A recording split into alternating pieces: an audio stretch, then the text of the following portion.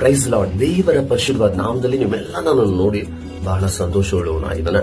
ಇವತ್ತಿನ ವೇದ ವಾಕ್ಯ ಮತ್ತಾಯ 24:36. ಭೂಮಿ ಆಕಾಶವೂ ಅಳಿದು ಹೋಗುವುದು, ಆದರೆ ನನ್ನ ದೇವರ ಮಾತುಗಳು ಅಳಿದು ಹೋಗುವುದೇ ಇಲ್ಲ ಎಂಬುದಾಗಿ ದೇವರ ವಾಕ್ಯ ಹೇಳಿಬಿಡುತ್ತದೆ.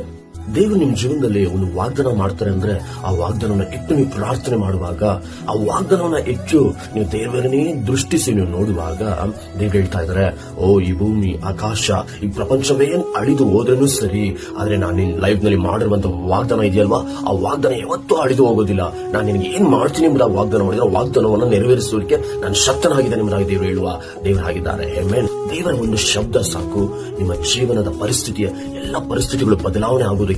ದೇವರ ಒಂದು ಶಬ್ದ ಸಾಕು. ಆಮೆನ್.